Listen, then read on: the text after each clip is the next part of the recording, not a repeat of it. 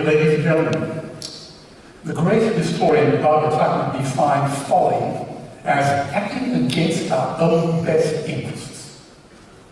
Denying animal rights is folly because it acts against human interests. Our opponents are not defending human interests, they are protecting vested interests and trampling the rights of powerless animals. In human history, only 100 billion human beings have ever lived.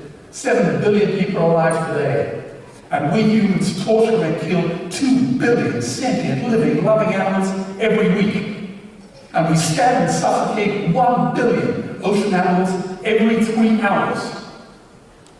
If we killed at the same rate, we would be wiped out in 12 days.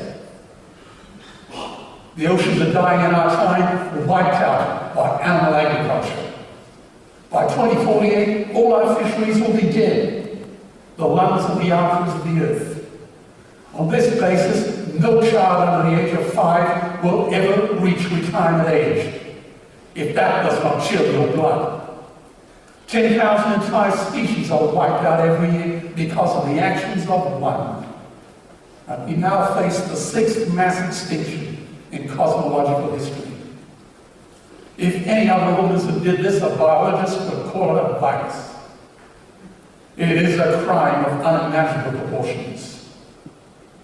And it's not just about animal rights. It's also about human wrongs. So, are human interests really being served in these gulags? In live animal exports where our animals in the Pasadena slaughterhouse in Cairo, where I've been funding, have their eyes stabbed out and the tendons slashed? Or on rape racks on factory farms? Or in cages of battery hens or vivisectional laboratories and puppy mills? And billions of chicks who are ground up alive simply because they are male? Serving human interests? My foot.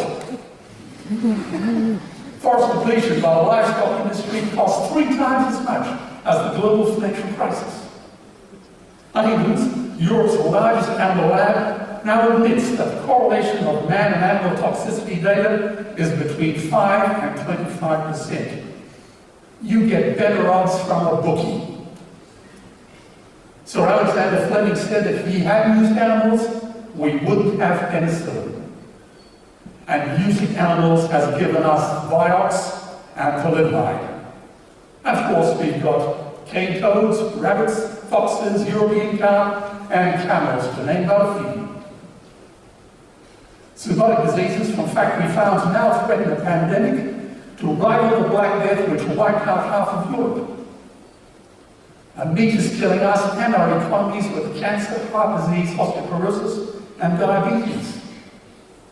Medicare has already bankrupted the United States. They would need $8 trillion invested in treasury bills just to pay the interest, and they've got precisely 0.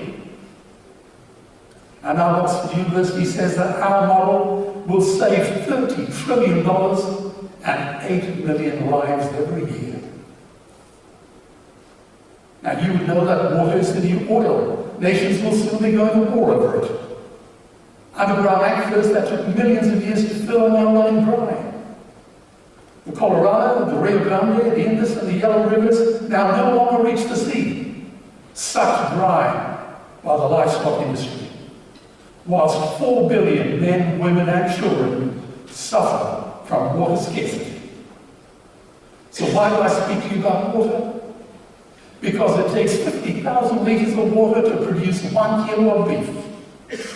1,000 litres of water to produce 1 litre of milk. 1 billion people today are hungry. 20 million people will die this year from malnutrition. Cutting meat by only 10% will feed 100 million people, and not eating animals will end human hunger forever.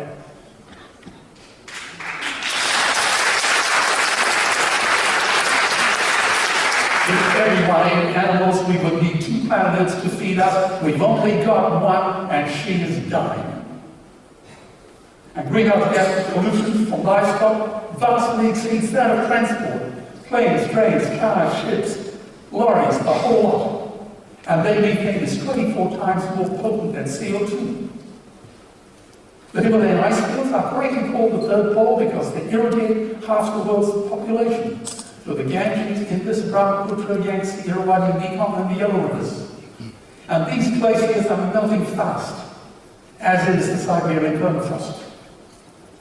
I presented these numbers to industrialists, academics, and Nobel laureates, and I told Muhammad Yunus after he won the Nobel that all the good that he had done in the Grammy Bank would vanish when Bangladesh drowns. To say nothing about Manila, Mumbai, Calcutta, Ho Chi Minh City, and Bangkok. No arguments at all from these great minds, but lots of arguments from the lobby groups. So Upton Sinclair is right. It is impossible to get a man to understand something when his salary depends on him not understanding it.